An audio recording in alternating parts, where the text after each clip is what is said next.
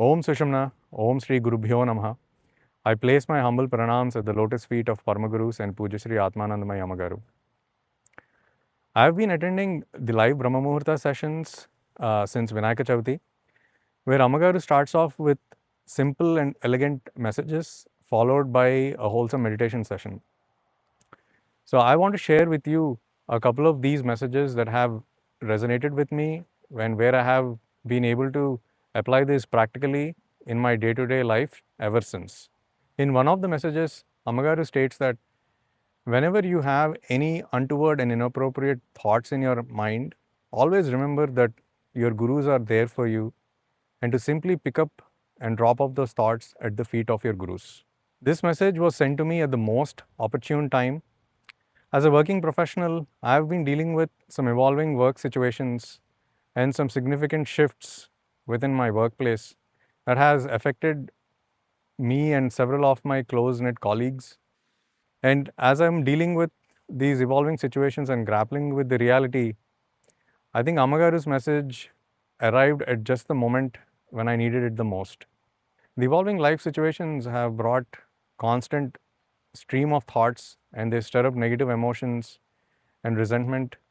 And I often was burdened with these incessant thoughts that constantly used to draw all my energy and leave me mentally exhausted. And ever since I heard Amagaru's message on this one, I started to practically observe my thoughts, and Amagaru's message just simply echoed back in the back of my head. And I strongly felt that Amagaru was constantly trying to remind me to apply the message. So I would just simply pick up these negative thoughts that I was running through, and I just simply place them at the feet of my gurus. I've tangibly felt from that very moment that the mere act of simply being aware of these thoughts and dropping off at the feet of my gurus, it just lifted the immense mental burden that they had on me, and I felt immediately relieved and relaxed and back to my normal self.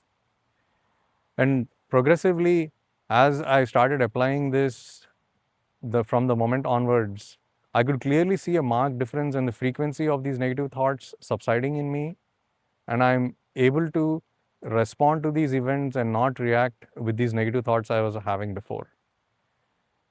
So this is just a very strong reminder for all of us of how graceful and loving our gurus are, who are constantly watching over us and sending us the right messages that we need in that moment that we are going through. So I'm truly blessed, and I was truly moved that my gurus are always there for me unconditionally, and it was a very reassuring moment in my journey. Another message Amagaru has sent was on the day of Vijay Dasami.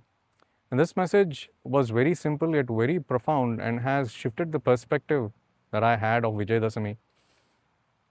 For me, up until that point, Vijay Dasami was an outward celebration and ritual of victory of goddess Durga over Asuras.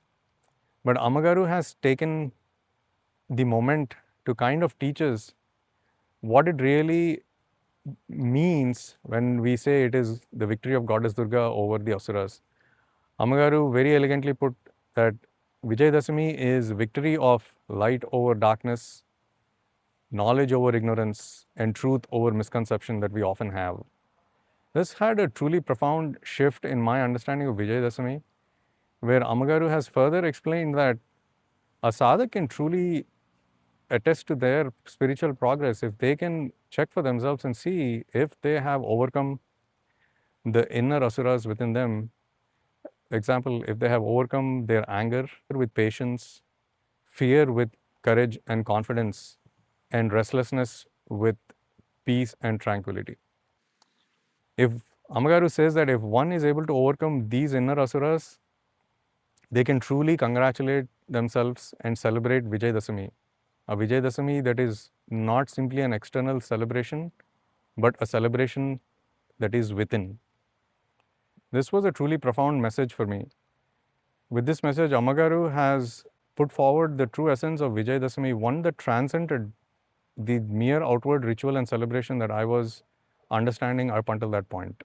So, oftentimes when I am at satsangs and I'm with my fellow sadhaks, we often get this question and we try to understand, hey, are we progressing spiritually? How do we know if I'm progressing? I think with this one message, Amagaru has given us the answer, a truly practical way for us to self introspect in ourselves about the spiritual progress.